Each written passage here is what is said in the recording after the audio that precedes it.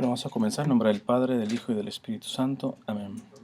Volvemos con la oración de la tarjetita. Decimos juntos: amado Señor, dame todo lo que me une a ti, quítame todo lo que me separa de ti, líbrame de mí y entrégame enteramente a ti, que nunca se haga mi voluntad, sino siempre hágase la tuya. En nombre del Padre, del Hijo y del Espíritu Santo. Amén. Bueno, lo que voy a hacer, voy a tratar de sintetizar dos temas. Principalmente, como yo les decía, de lo de las vocaciones personal, el matrimonio, la vida consagrada y la vida célibe. La vida profesional, la vocación profesional, inclusive la vocación esencial depende de la vocación existencial, que es dar gloria a Dios, que se podría traducir en ser santos, la santidad. Si uno entiende el concepto de santidad como tal, puede, pues ahora sí que comenzar metiendo el primer gol, porque a veces queremos meter el segundo antes del primero. Lo básico es que si uno está trabajando en la santidad, por lo general va a llevar la condescendencia y las consecuencias normales. Hay un texto en donde Jesús dice: busca primero el reino de Dios y todo lo demás vendrá por añadidura, por consecuencia. Es decir, en pocas palabras se está refiriendo a eso. Primero, busca el reino de Dios, ¿para qué? Pues para ser santo. Y automáticamente lo demás se va a ir poniendo poco a poco en su lugar. Pero hay un concepto de santidad que a veces está un poco distorsionado. Inclusive yo le diría como santurronería, ¿no? Santurronería. Hay sus riesgos. Voy a mencionar algunos tipos de riesgos que yo veo, al menos aquí en la sociedad en los Estados Unidos. Primero, un gesto de falsa santidad es el puritanismo o puritanos. Uno tiene que ser puro, pero no puritano. Voy a poner un ejemplo. Yo, parte del ministerio que hago, bueno, hago mucho por internet todo eso, pero yo evangelizo con personas concretamente. No solamente gente dentro de la iglesia, sino principalmente fuera. Es uno de los focos que siempre me ha interesado y que creo que Dios me llama para eso. Y entonces, uno de los sectores que a mí me ha tocado evangelizar muy concretamente por iniciativa personal en ese sentido, porque no estoy bajo una congregación ni nada, soy un misionero laico normal, es la gente dentro de los medios de comunicación secular. Entonces, desde actores, cantantes y todo eso, y tú vas conociendo la gran necesidad que hay ahí, ¿verdad?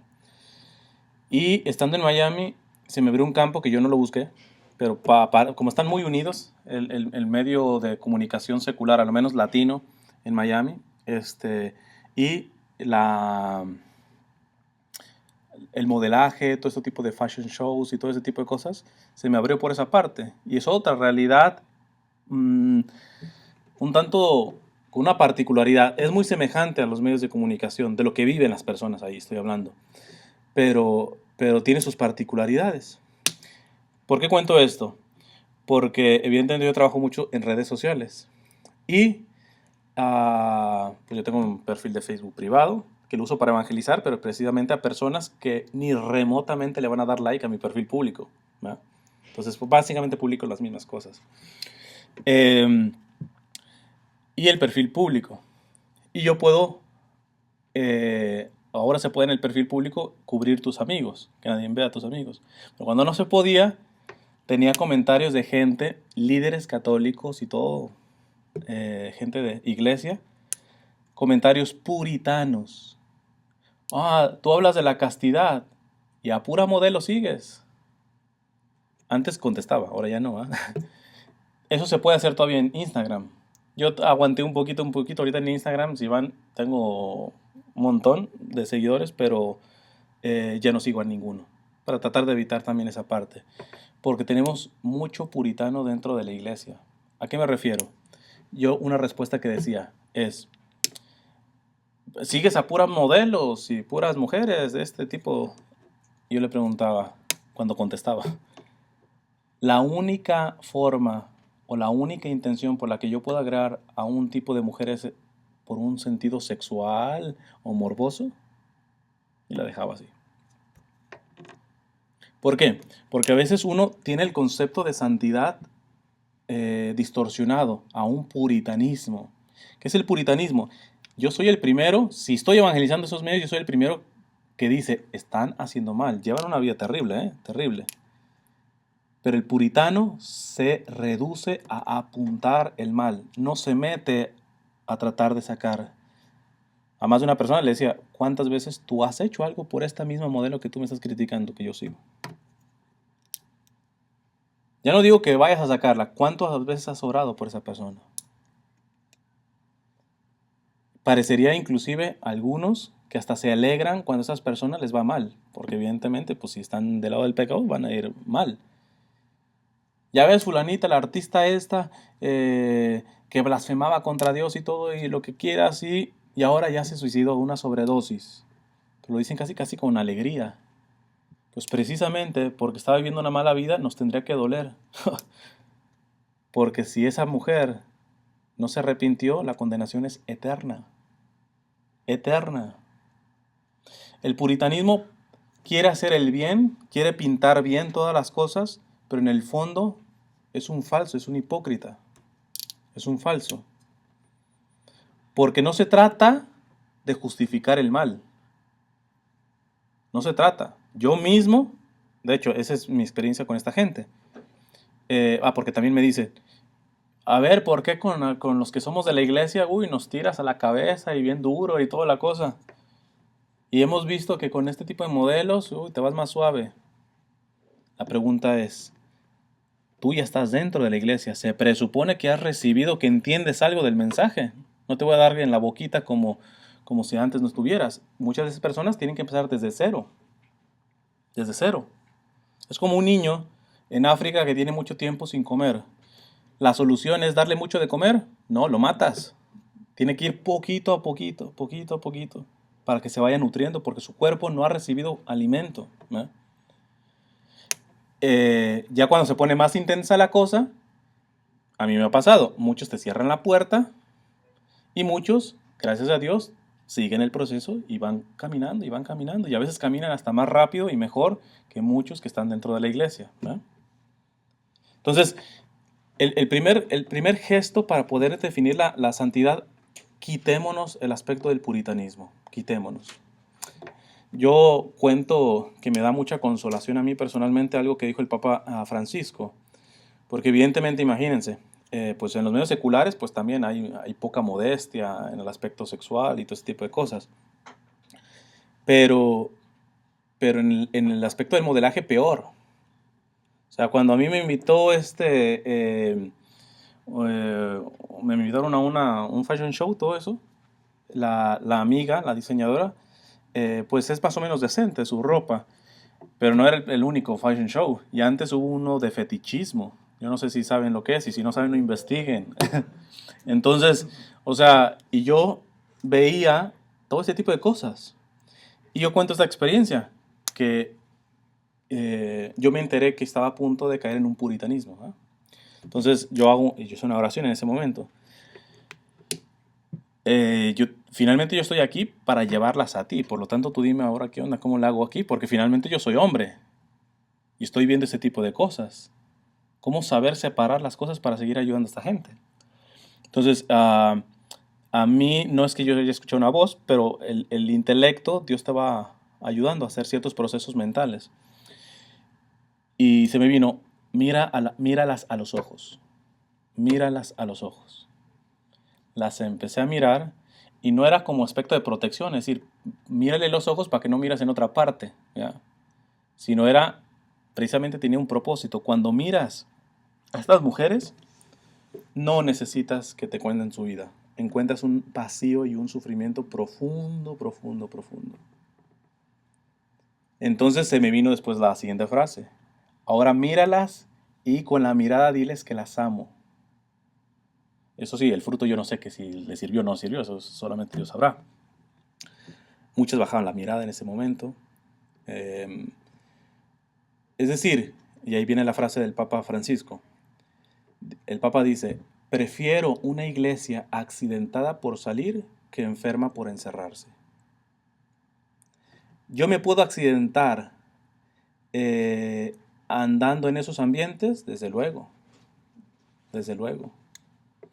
Eso no significa, lo que está diciendo el Papa es métetelos a la boca del lobo, ¿no?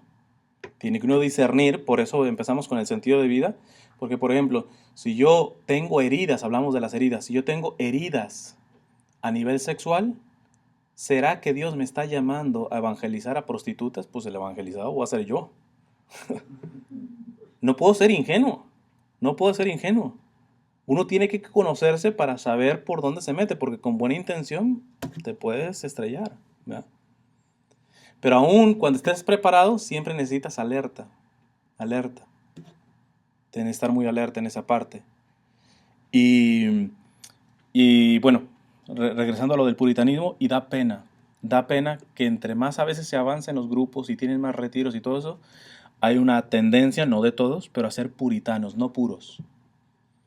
Simplemente a quedarse que es lo correcto y no es lo correcto, pero no te duelen las personas que están en el pecado. Te sirven para decirles y restregarles en la cara lo malo que están, pero no te duele sus almas, ¿verdad? Santa Teresa de Ávila, que en este año se cumple el 500 aniversario de su nacimiento, fue la que fundó las Carmelitas Descalzas, es una de las grandes místicas de la Iglesia Católica, maestra de oración, tremenda la monja. Esta vivió en un tiempo, el tiempo de la Inquisición, la juzgó la Inquisición, o sea, pasó de muchas cosas, dentro y fuera de la Iglesia. Fundó tantas cosas y poco al final de su vida, después de haber pasado tanto, palabras más, palabras menos, dice esto ella. 1000 de estas vidas las volvería a vivir, oye, yo diría con una bastón por lo que pasaste en toda tu vida. 1000 de estas vidas yo volvería a pasar si con ellas pudiera salvar una sola alma. Una sola alma. Si tienen grupos, por ejemplo, de jóvenes, pueden tener diferentes carismas, pero el único objetivo que tendrían que parecerse todos es que quieren ser santos, la santidad de vida. Pero a veces se empieza a poner la santidad de vida como puritanismo, y no va por ahí la cosa. Y basta empezar a revisar la raíz, que la raíz es la santidad de vida, la salvación de las almas. En mi página hay una charla de un amigo, un sacerdote que se llama Fray Nelson, se llama Urge que esto lo escuchen los católicos. Ahora lo puse así como uno de esos títulos que atraen. ¿Por qué? Porque él habla acerca de cuando te empiezas a encontrar miseria dentro de la iglesia y cómo a veces te puedes escandalizar y te irte y todo ese tipo de cuestiones. Pero dentro de la charla, él dice una cosa interesante, dice Fray Nelson, dice, en mi comunidad teníamos un sacerdote que falleció muy joven y él un día, dice, al ver tanto los problemas y todo esto que había dentro de los frailes, dice, ¿se han dado cuenta que nuestros problemas nunca son, yo quiero ser más santo y tú no me dejas? Yo quiero estar más tiempo delante del Santísimo y no me dejas. Yo quiero servir más y no me dejas. Yo quiero orar más y no me dejas. No, eso no son los pleitos. Los pleitos es, ¿por qué unos poquitos usan el carro de la comunidad? ¿Por qué a unos tienen más poder y otros no tienen tanto poder? ¿Por qué a mí me quieren menos que le quieren al otro? ¿Por qué nunca me hacen caso? ¿Por qué me...? Esos son los pleitos. Lo cual revela que el fundamento, aunque están dentro de un grupo católico, no es católico. Buscan todo menos la santidad y la conversión, la salvación de las almas. Porque si pasara, yo lo he experimentado.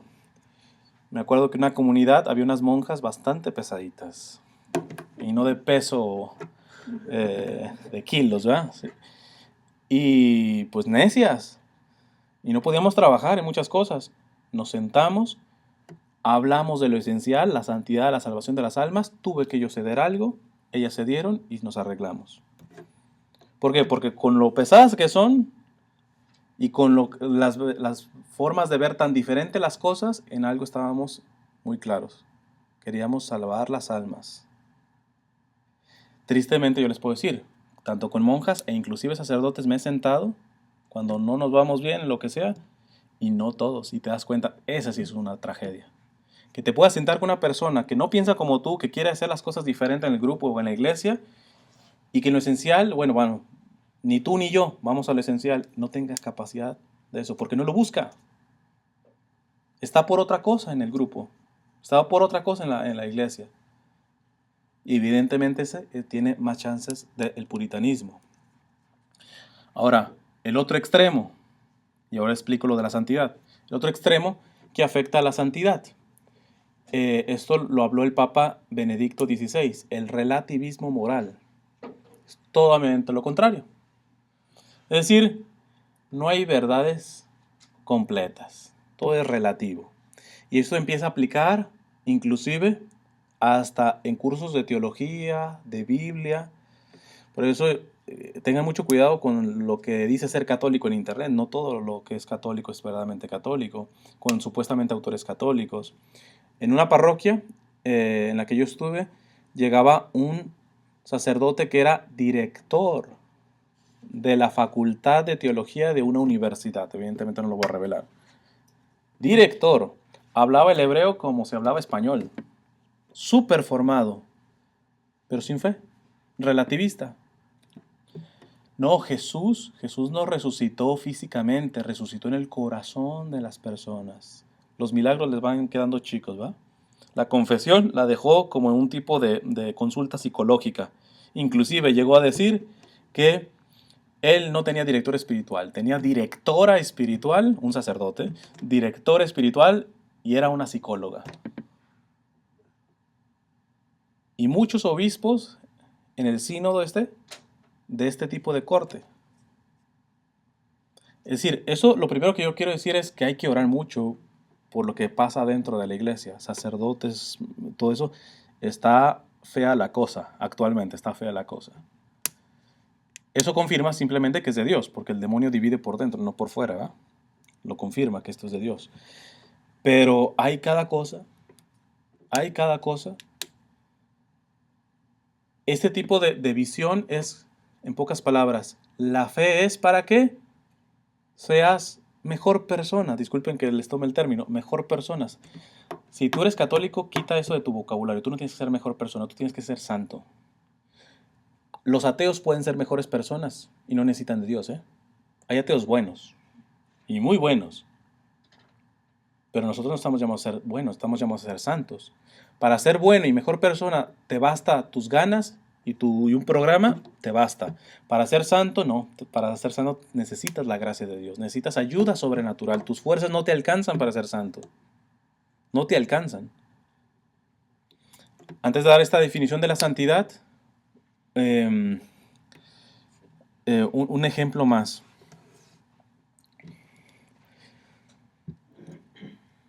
Cuando hay ese tipo de relativismo en la iglesia, se le teme a decir las cosas como son. Y entonces yo me he encontrado, hablando con un sacerdote, bueno, ella es diácono, él es diácono, era seminarista, a un amigo de él por hablar acerca del aborto en una homilía en su propia diócesis, le pidieron que firmara un papel que no podía mencionar eso más. ¿Por qué? Porque había personas dentro de la parroquia que pudieran ser susceptibles de eso.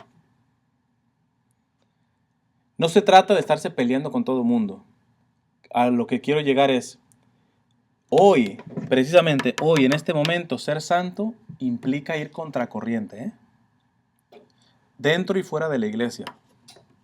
Dentro y fuera de la iglesia. ¿De dónde te tienes que agarrar? De la Sagrada Escritura, del magisterio de la iglesia. Hay que empezar a leer encíclicas. De hecho, una parroquia que no caí muy bien, yo le dije, díganme en qué, todos los temas están ahí. Muéstrenme. Si yo dije algo en contra del magisterio de la iglesia, pues díganme, del catecismo de la iglesia, díganme. No me dijeron nada. Evidentemente molestaba lo que yo estaba diciendo. ¿Pero por qué digo esto? Porque uno termina asustándose. Cuando te empiezan a cerrar y a cerrar, ya no fuera, sino dentro de la iglesia, y tú no tienes que reaccionar como un revolucionario. Tristemente unos se equivocan así. No, pues como yo estoy bien y ahora sí me voy a ir contra el obispo. No se trata de eso. Vamos a ver en qué consiste. Esta es una definición de un padre que se llama el padre Guibert, que me parece lo mejor que yo he escuchado, de lo mejor que yo he escuchado acerca de la santidad. Y que tiene que ver la santidad con los 3 pasos del Evangelio: negarse a sí mismo, tomar su cruz y seguirlo. Ojo con esto que dice el padre Guibert. El trabajo de la abnegación, ¿qué es la abnegación? Negarse a sí mismo. El trabajo de la abnegación del yo es la obra capital de la vida. Es lo más importante, porque es la vocación existencial. Tú no vas a ser santo si no te niegas a ti mismo. El trabajo de la abnegación del yo es la obra capital de la vida. En esto está la vida, en esto está la vida espiritual, el punto prácticamente decisivo, la posición estratégica dominante cuya pérdida o ganancia decide de hecho la batalla de la santidad. La batalla de ser santo depende de si vences esto, la batalla de la abnegación. ¿Y qué es esto? Ojo con lo que dice el Padre. Ahí está la experiencia para demostrarlo. Que se examine la vida de los santos fracasados. Me refiero a sacerdotes, religiosos o simples fieles, excelentes, fervorosos, celosos, piadosos y entregados, pero que no han sido y ni han sabido ser santos a secas. Se constata que lo que les ha faltado no es una vida interior profunda, llevan una vida interior. Tampoco les ha faltado ni un sincero y vivo amor de Dios, aman a Dios, y de las almas, sino plenitud en el renunciamiento, profundidad en la abnegación, en la negación de sí mismo, y totalidad del olvido de sí que les hubiera entregado enteramente a la obra de Dios en ellos. Amar a Dios, ojo con esto, amar a Dios, alabarle, cansarse e incluso matarse por su servicio, son cosas que atraen a las almas religiosas. Pero morir del todo a sí mismos, oscuramente en el silencio del alma, desprenderse, dejarse arrancar a fondo por la gracia de todo lo que no es pura voluntad de Dios, he aquí el holocausto secreto ante el cual retroceden la mayoría de las almas. El punto exacto en el que el camino se bifurca, si se hace 2, entre una vida fervorosa y una vida de elevada santidad. Ahí está la clave. Ahí está la clave. Porque si tú tienes una visión, fíjate, tú puedes hacer amar a Dios, alabarle, cansarse e incluso matarse por su servicio. Tener un amor profundo por Dios, inclusive por las almas. Pero a eso te alcanza a llegar a ser una alma fervorosa. Aquí no estamos hablando si te condenas o no te condenas. Evidentemente, este tipo de alma se salva. Es como el joven rico. Se le acerca a Jesús y le dice ¿qué? ¿Qué necesito para ganar la vida eterna? ¿Qué le dice Jesús? Ahí tiene los mandamientos. Ya los vivo siempre, desde que era pequeño. ¿Y qué le dice Jesús? Si quieres ser perfecto, en pocas palabras, si quieres ser santo, porque a veces creemos que esa frase de que no se necesita perfección es un llamado de Jesús. Sean perfectos como mi Padre es perfecto. Es mandato de Él, sean perfectos. Ahora, la perfección no significa perfeccionismo. Si me da chance lo explico eso. Él quiere la perfección, es decir, la santidad. Entonces, dice, si quieres ser perfecto, vende todo lo que tienes, dáselo a los pobres y después ven y sígueme. ¿Y qué dice el Evangelio? Dice que se puso triste porque tenía muchas posesiones. Entonces, inclusive dice Jesús, y Jesús lo vio con ternura, ¿verdad? Como diciendo, pobre, es muy buena persona, pero no alcanzó. Se va a salvar, porque ¿cuál es la pregunta? ¿Qué necesito para ganar la vida eterna? Cumplir los mandamientos. Eso lo cumplía. Tranquilo, si le daba un infarto a ese muchacho, se salva. Aquí no estamos hablando de salvación o condenación. Aquí estamos hablando del nivel de pasar de una vida fervorosa, buenecita, que ya te salvas, etcétera, a una vida santa. A una vida santa. Voy a contestar de una vez la pregunta aquí, aunque vamos a tener ahorita un ratito nada más de preguntas, que me preguntan cosas concretas de la negación a sí mismo. Voy a poner un ejemplo concreto de Santa Teresa del Niño Jesús, la muchacha esta de 24 años que les digo. Ella, en el monasterio, había una monja terrible, necia. Como que es epidemia. Siempre entre las monjas hay alguna pesada. Y entonces esta le hacía la vida de cuadritos a Teresa. Y Teresa siempre le sonreía y todo bien. Pero a Teresa le caía pésimo, pésimo, pésimo, pésimo. Y ella, hasta que murió Santa Teresa del Niño Jesús, se dio cuenta que le caía mal. Siempre creyó que le caía bien. Y ella, Teresa, una vez explica dos cositas que hablan de la negación de sí mismo. Dice que una vez esta monja, en plena oración, estas son monjas de clausura, es decir, guardan mucho silencio. Y esta monja que la tenía ahí hacía un ruidito con el rosario. Y para los que están en silencio y les gusta el silencio, el que escuchar un ruidito te pone así como que... O cuando estás delante del Santísimo y te toca una viejita que está... Casi casi te dices, mejor rece bien, por favor, mejor diga, Dios te salve María, porque a mí te pone así los nervios de punta. Entonces estaba así la monja esta. Procesos mentales de Teresa. 1. ¿Cuál es la primera opción? La muy humana. Oye, cállate. Pero ella se pregunta, ¿con esto yo amo a mi Señor? Evidentemente no, estoy diciendo una cosa que es verdad, pero lo estoy diciendo sin caridad. Segundo paso, le puedo decir, por favor, querida hermana, amable hermana, ¿puede dejar de hacer este ruidito? ¿Eso le gustaría al Señor? Desde luego, es con caridad. Hasta ahí fervorosa, pero Teresa tiene una pregunta siempre. ¿Habrá una forma de demostrar mi amor de manera más extraordinaria a mi Señor? ¿Qué hizo esta Teresa? Dice, me enfoqué en el ruidito y creí que era un concierto que me mandaba Jesús. Y como todo lo que me manda Jesús para mí es agradable, me dejó de molestar.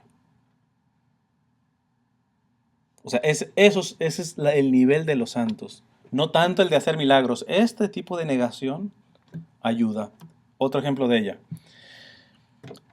Ella le tocó, siempre se van rotando en los oficios del monasterio. Y ella una vez le tocó ser portera. Entonces es la última que se acuesta. Entonces ya cierra todo eso.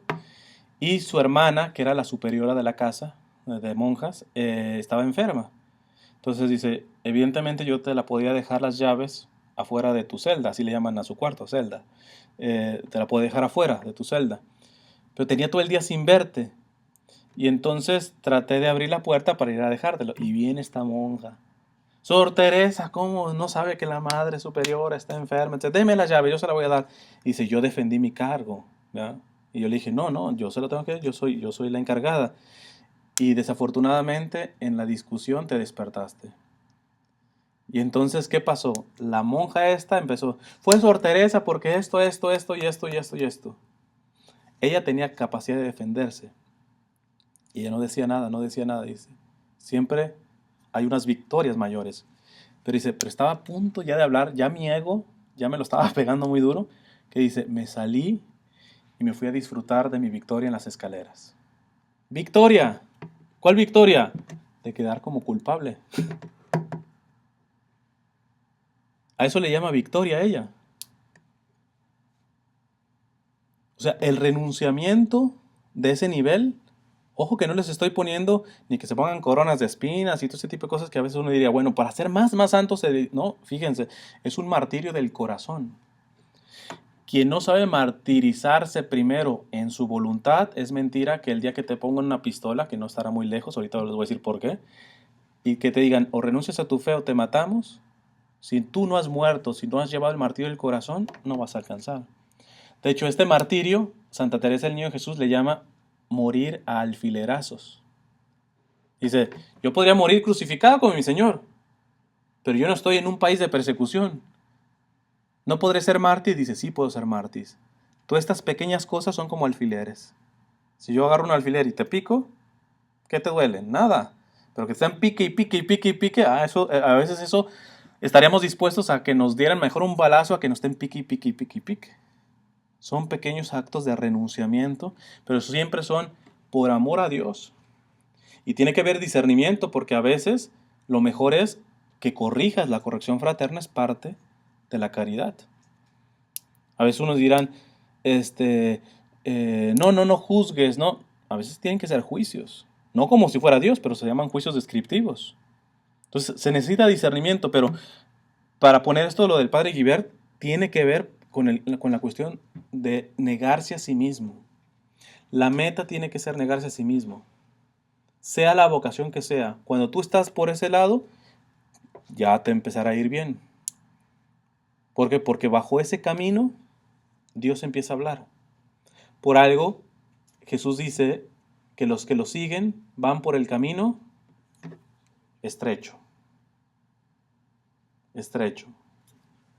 Y los otros por el camino ancho, el de la perdición, ¿no? O sea, la negación implica una estrechez, una complicación ahí.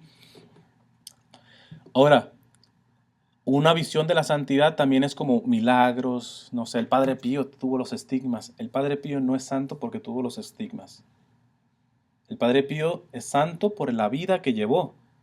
Que él, en el plan de Dios, Dios le quiso regalar dones como los estigmas, la bilocación, el que te confesara si viera parte de tu conciencia, ¿verdad? Que te faltó este pecado y este y este y este. Así era el Padre Pío y te lo decía. Entonces, hay una tendencia también en los grupos, yo no sé por qué, más no tanto de jóvenes, lo he visto más en los de adultos. ¿Qué dijo la Virgen de Medjugorje? Y se agarran de todo lo sobrenatural. Se saben los mensajes de la Virgen, pero no se saben un texto bíblico o una encíclica. Es decir, están atrás de un turismo de lo sobrenatural, ¿verdad? De lo sobrenatural. Estaba hablando una vez acerca de los estigmas, entonces sí hablé de una que los tuvo, una muchacha que se llama... ay, se fue el nombre.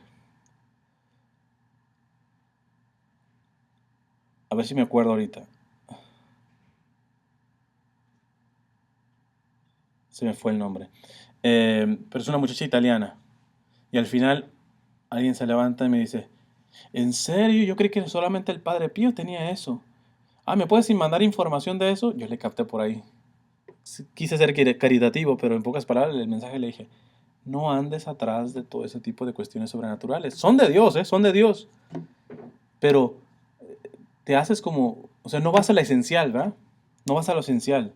Andas atrás de lo que, dónde desapareció y esto, o sea, de lo sobrenatural. Cuando la santidad de este nivel, de este calibre, tú analiza la vida de los santos y está en un martirio escondido, calmado, que nadie lo va a valorar. Decía un santo, San Rafael Arnaiz, dice, quiero ser santo y que nadie se entere.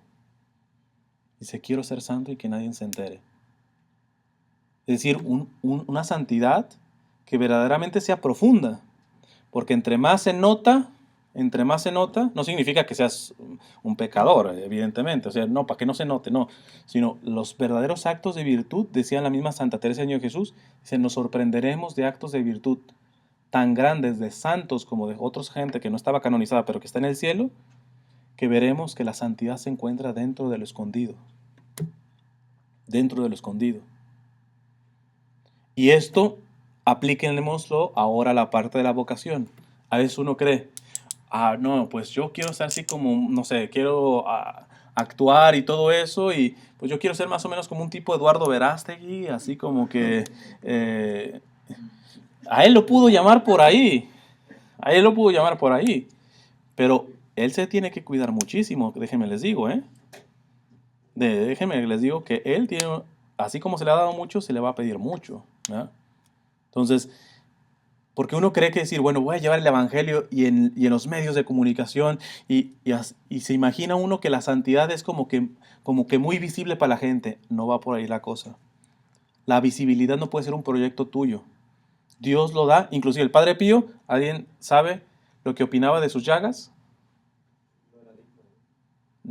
Otra pedía algo. Yo oí decir una vez que unos hermanos de él, o sea, monjes, en su vida religiosa le dijo que le prestara sus llagas para que descansara.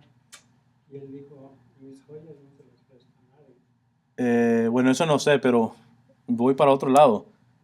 El Padre Pío sentía vergüenza de sus llagas.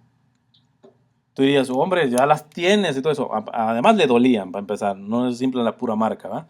Pero daba vergüenza. Le daba vergüenza. Es decir, que a veces los más grandes santos, tú ves que sus grandes virtudes, ellos no se regocijaban en eso. porque su nivel de humildad era tan amplio que en verdad sentían pena de eso. Sentían pena. El cardenal de Chicago, emérito, porque ya está retirado y hay que orar por él porque tiene un cáncer fuerte, él hizo una lectura muy buena de lo que está pasando en los Estados Unidos. En este país aparentemente hay libertad religiosa. Para empezar les digo, se está tratando de hacer en este país, quitar la libertad religiosa, cambiarla por libertad de culto. ¿Cuál es la diferencia? Que si pasamos a libertad de culto, técnicamente tú no vas a poder manifestar tu fe en público. Celebra tu misa en tu cama o en tu casa, ¿verdad? Pero no me hagas una procesión en plena ciudad. ¿Por qué? Porque ofendería a los que no son católicos. Va por ahí la cosa. En este país no hay libertad de conciencia. Todos han escuchado del Obamacare, que está muy bien, alcanza para todos, pero a todos les obliga a pagar por abortos y anticonceptivos. La iglesia se puso en contra y a lo menos los que trabajan para una iglesia, su seguro no tienen que pagar por eso. O sea, no se tiene que ofrecer esos servicios a esas personas. Pero la pregunta es, ¿y qué pasó con las escuelas católicas y los hospitales católicos? Pues esos van a tener que seguir dando un seguro médico por ley, porque si no, así les va. Y tenemos que estar ahora pagando de nuestro bolsillo por asesinatos de abortos y anticonceptivos. Y no hay de otra. El Estado te dice así. Punto. Hay un sacerdote, esto lo vengo diciendo como ya en 3 charlas, pero me parece que cabe aquí. Este sacerdote que le digo, Fray Nelson se llama, es un gran predicador y ha andado por varias partes del mundo. Él dice que a veces le gusta conocer a las señoras supercatólicas. ¿Cuál es la señora supercatólica? Es la señora que se le acerca después del tema y le dice, uy, padre, yo escucho todas sus conferencias, no sabe cómo me gusta. Es más, ¿usted sabe qué? ¿Usted ha ido a Lourdes? Yo he ido a Lourdes, yo he ido a Fátima, yo he ido a todo eso. Y el padrecito este, muy amigo mío, el padrecito este, y el obispo, oh, no, el obispo. O sea, tú dices, wow, o sea, aquí esta tiene más influencias de iglesia que otra. Y este padre dice, cada vez, dice, me siento menos mal, pero empiezo a ser un poco maloso. Y yo le pregunto, a ver, señora, y usted, a ver, cuénteme, ¿tiene hijos? No, pues que sí, sí. Y cuénteme, ¿qué tal? ¿Cuántos tiene? No, pues una niña. Ah, pues sí. ¿Y cómo es una niña? No es buena muchacha, es buena muchacha. Figúrese, padre, está estudiando en Francia. Es muy buena muchacha. Oh, sí. ¿Y qué hace allá? ¿Está sola? Dice, no, tiene su novio, un francesito todo lindo. ¿Cómo ve tú? Ah, muy bien, muy bien. ¿Y vive en castidad? Y ahí se empiezan a atragantar. Porque su buena muchacha es una promiscua, pero eso suena feo. Y después le dice el padre, y a ver, dígame, su buena muchacha, si estuviera embarazada, para los tiempos que vamos, como en China, que obligan el aborto, su muchacha tiene el valor para poder defender a su bebé en dado caso que le toquen esos tiempos, que le van a tocar en pocas palabras, y ahí se empieza a atragantar. Dígame, su buena muchacha, ¿cuántas veces habla de los pobres y sobre todo cuánto se pone a servirlos? ¿A cuántos presos ha visitado? ¿A cuántos enfermos ha consolado? Les va cerrando el camino. No vuelva a decir que su buena muchacha es buena muchacha. No me diga que su buena muchacha es buena muchacha.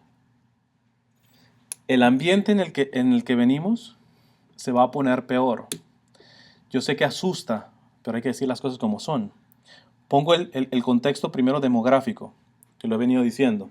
Para que una cultura viva por 25 años al menos, tiene que tener un promedio de natalidad de a lo menos 2.5, es decir, como 3 niños, 2 niños y medio, 3 niños. En Europa están en 1.6 y en España están en 1.3. Eso es irreversible. Eso es irreversible. Ahora, ¿por qué no ha bajado la población? Por la migración. Pero ¿quiénes son los que están entrando a Europa? Los musulmanes. Y los musulmanes no se andan con esa bobería de abortos y anticonceptivos. El problema es que el Islam no solamente es religión, sino es un sistema político. Ahora que son minoría, obedecen.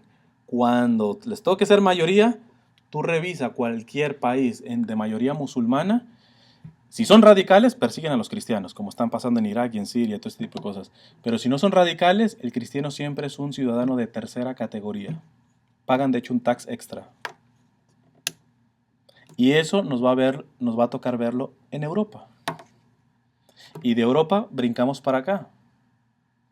Cuando tú ves lo que están asesinando a los cristianos en Irak, en Siria, lo único que te avisa es lo que el obispo de Mosul, de Irak, la ciudad una de las más cristianas, ya no queda un solo cristiano ahí, dijo: lo que están haciendo con nosotros pronto lo verán ustedes en su tierra.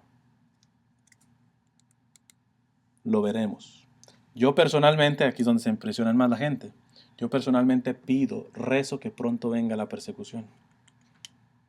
Pronto. ¿Por qué? Porque la persecución en toda la historia de la iglesia es lo único que purifica a la iglesia.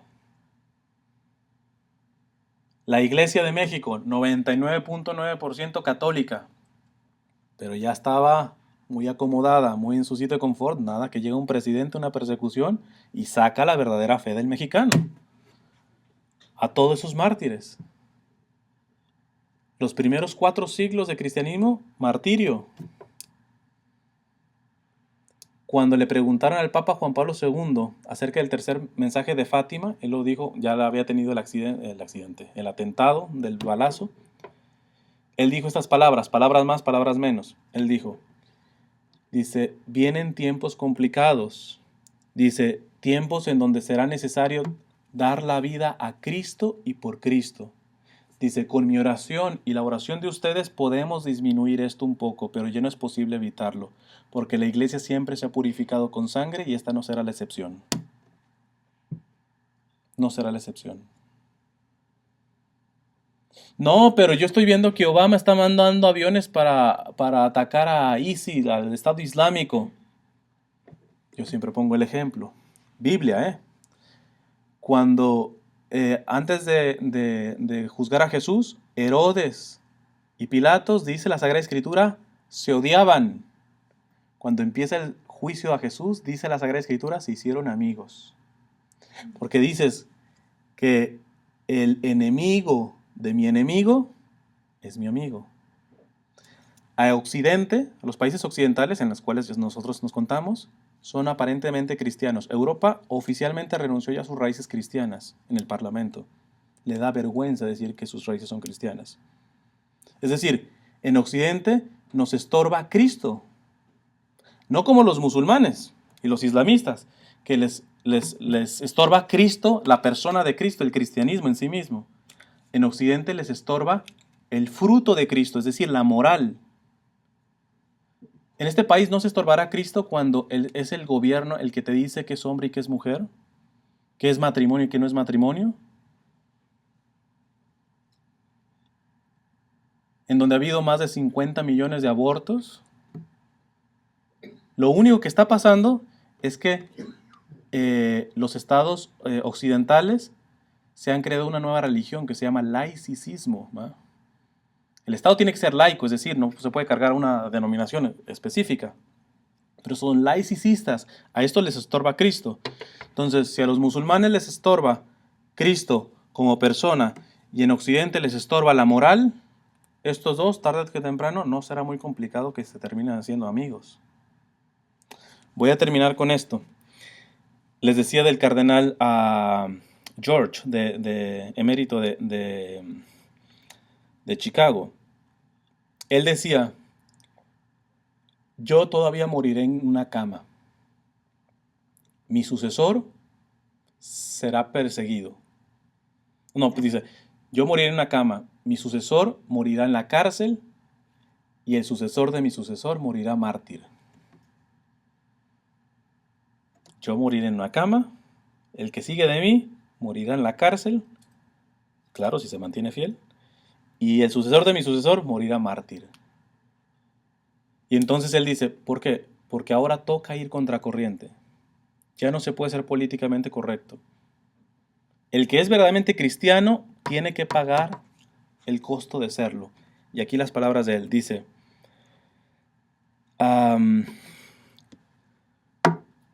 perdón, aquí lo tengo. Dice, ¿qué significa ir contracorriente? Ojo con esto, porque tiene que ver con la vocación. Ir contracorriente significa limitar el acceso que uno tiene a posiciones de prestigio y poder en la sociedad. Porque la sociedad ya va a adorar a otro Dios. ¿Cuál es el Dios del laicismo? El ser humano. El ser humano se ha vuelto Dios de sí mismo. Porque es el ser humano que dice qué está bueno, qué está malo, qué es bien, qué no es bien, qué es hombre, qué es mujer. El ser humano se ha vuelto Dios de sí mismo. Entonces dice, ir contracorriente significa limitar el acceso que uno tiene a posiciones de prestigio y poder en la sociedad. Esto significa que aquellos que eligen vivir la fe católica no serán recibidos como candidatos políticos para un cargo nacional.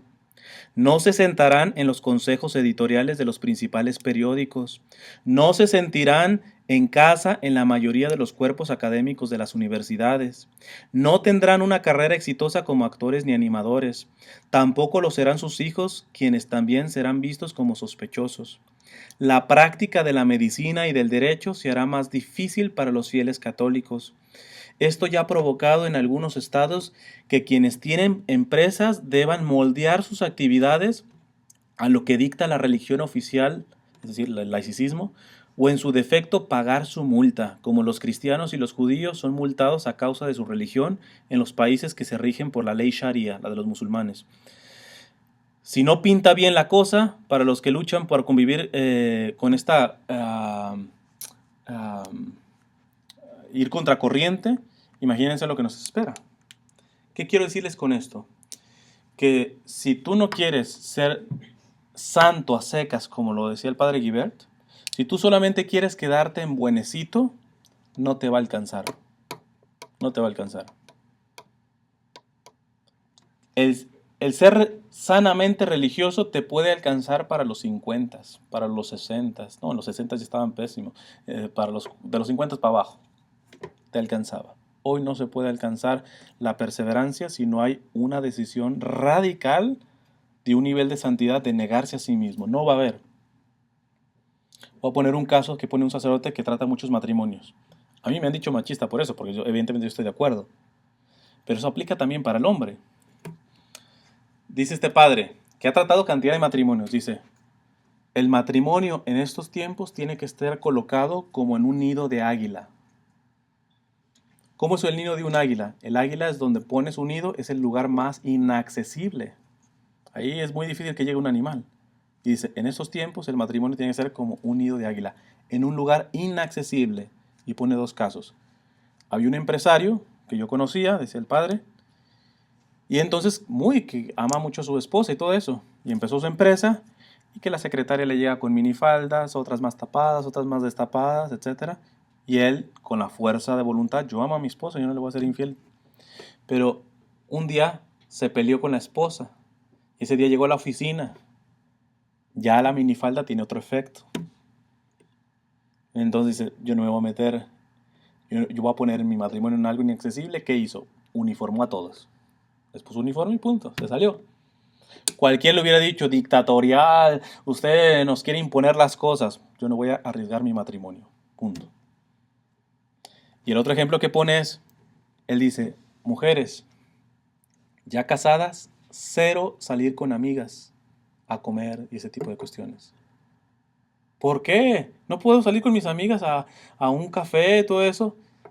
Yo confieso, y si les dijera cuántas infidelidades comienzan de esas citas de entre amigas, porque llega el de la otra mesa y ahora les viene o les vas y te ven con anillo, ¿eh? Es más, hasta más ganas les dan, yo creo.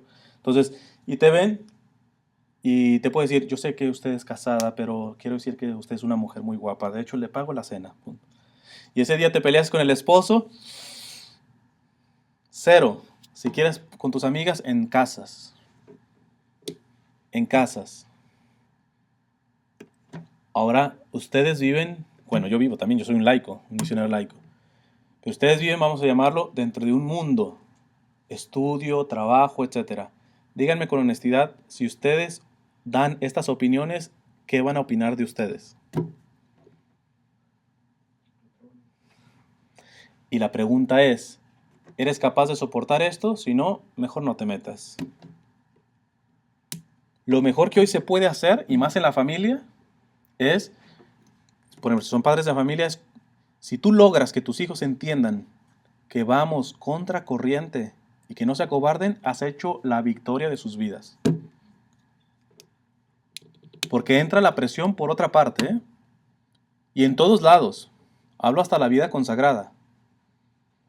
Yo he conocido seminaristas, que son criticados en el propio seminario por pasar mucho tiempo con el Santísimo. Que sacerdotes y obispos vean eso mal.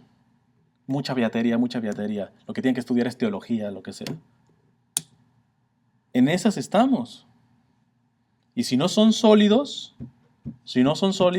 esto no va para ningún lado. No va para ningún lado. Sin embargo, el cardenal George dice,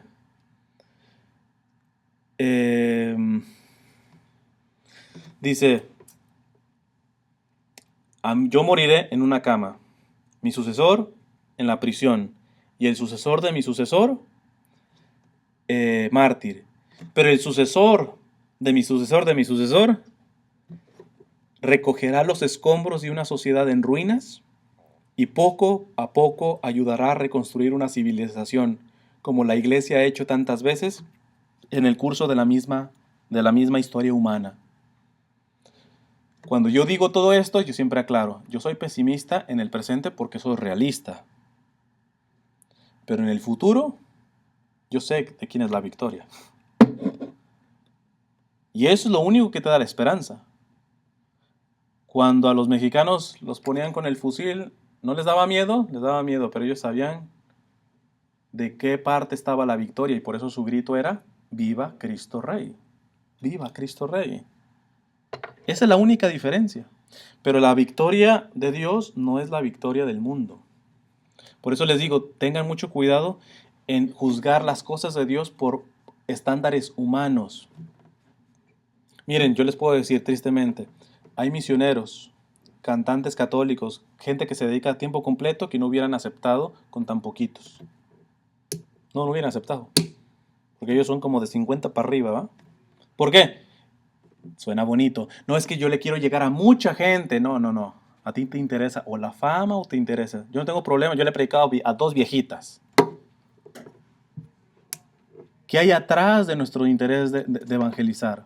¿Queremos frutos o medirnos a nivel humano? Así no son las cosas. Así no son las cosas. Vuelvo a la frase de San Juan de Ávila. Si nuestro Señor, perfecto, a Él no le podemos enseñar ni darle clases de nada, regresó al cielo herido y llagado, ¿vamos a ir los siervos vestidos y bañados?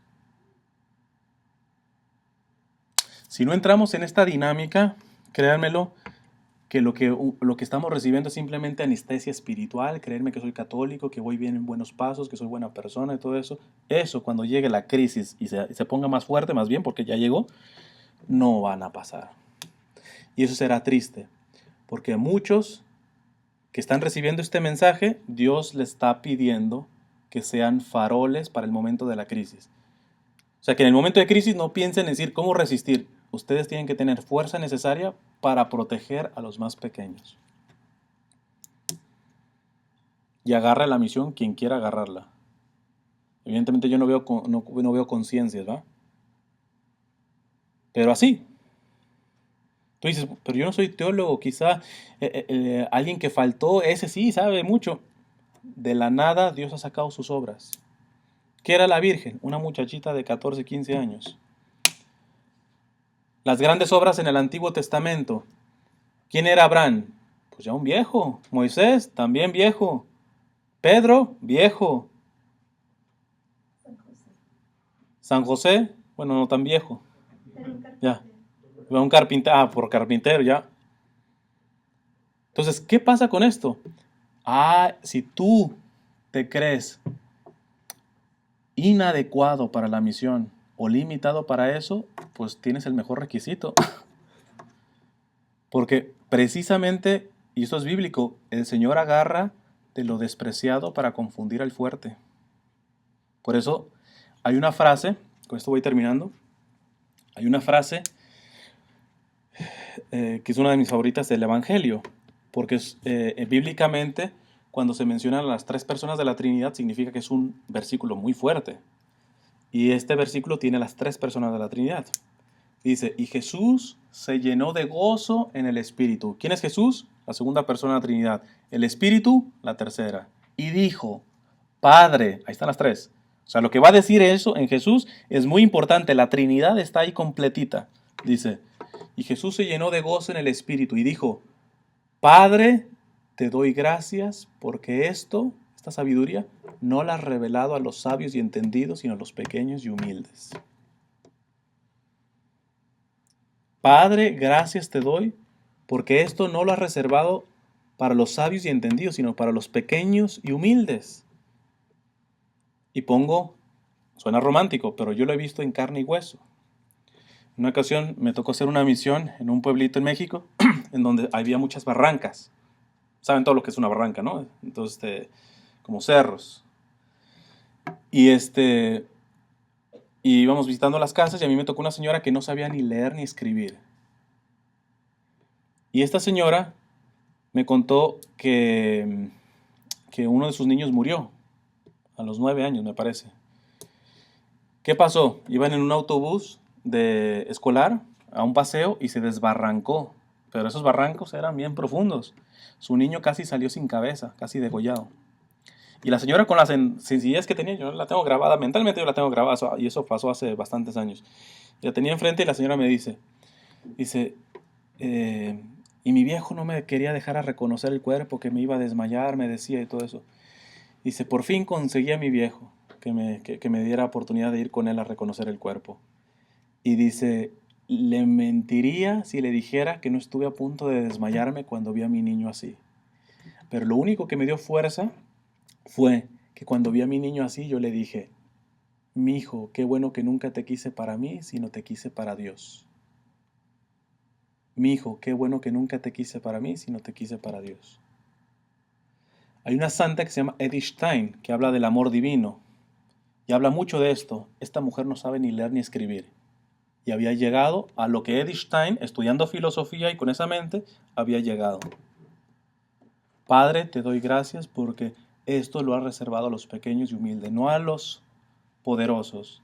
Entonces, cuando tú decides casarte, por ejemplo, ya lo aplico nada más a la vocación, tú decides casarte y tú te sientes muy seguro, no, yo me estoy casando, dice un padre, dice, a mí me da tanta risa la gente cuando yo caso. Tú ves los comentarios, ahí están, y escuchas, ay, mira, los que enamorados son el uno para el otro, nacieron en el uno para el otro. Yo digo por dentro de mí, pues, ¿por qué poco nacieron? ¿Para qué poco nacieron? Nacieron para Dios, no nacieron. O sea, Dios tiene que ser la causa de su unidad, no de que, ay, nacieron el uno para el otro. Pero bueno, en el matrimonio,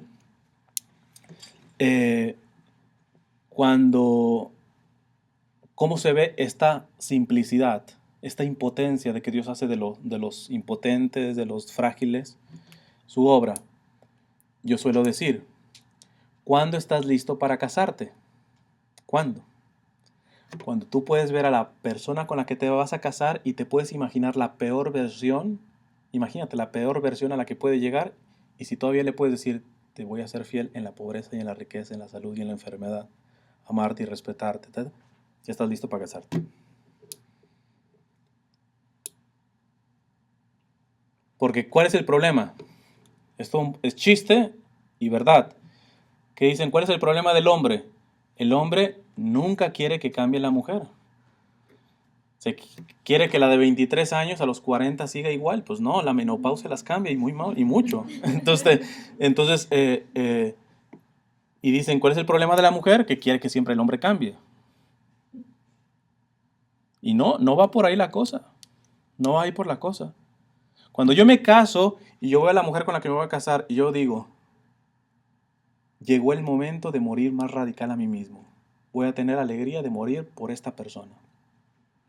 De vivir no para mí mismo, sino para Dios a través de esta persona. Esas son razones para casarse. Esas son razones para poder ser consagrado.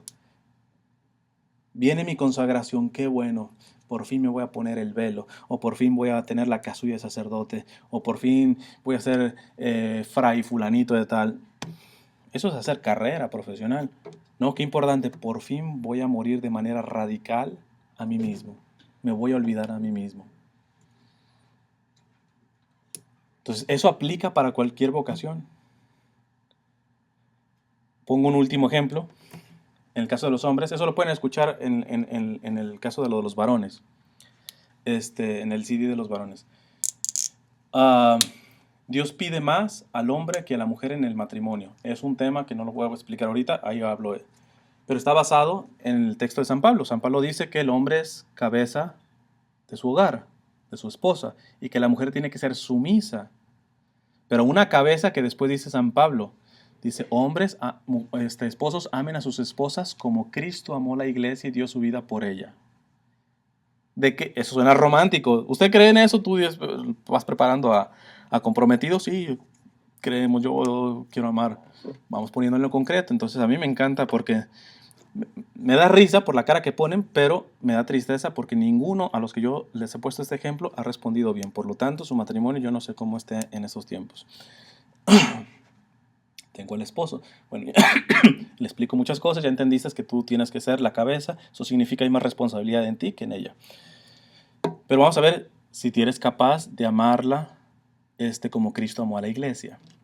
Imagínate que ya estás casado con ella y de pronto ella entra en una vida de pecado y el pecado no tiene fondo y se va y se va y se va y entonces ¿cómo va pecando? Nada, que se va con otro. Te abandona y se va con otro. Y no solamente eso, queda embarazada de ese. Ahora, pregunta, precisamente porque sabes que ella está sumida en algo tan grave como el pecado, ¿podrías irla a rescatar sin juzgarla? Juzga el pecado, pero no a ella, y abrazar a ese hijo como hijo tuyo.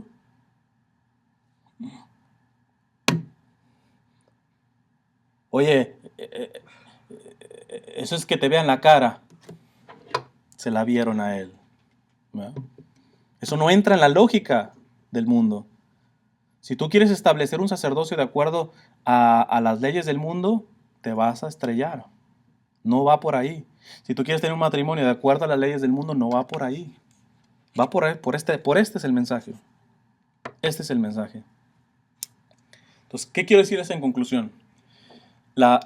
Primero, la santidad de vida exige más allá que fervor, de que te gusta estar en la iglesia, etc. No. Revisa tu renunciamiento. Y aquí es donde decía un padre amigo mío, dice, una de las primeras cosas que tendríamos que decirle al Señor cuando abrimos los ojos nada más es, Señor, hoy ¿a qué quieres que renuncie? ¿Cómo quieres que muera? Y dame la fuerza para hacerlo. No es, dame salud para mantener el día. No, no, no. Señor, ahora muéstrame en dónde, en qué área de mi vida tengo que morir. En este día. Nada más en este día. Vete al día. Y dame la fuerza para morir en lo que tú quieres que muera en este día.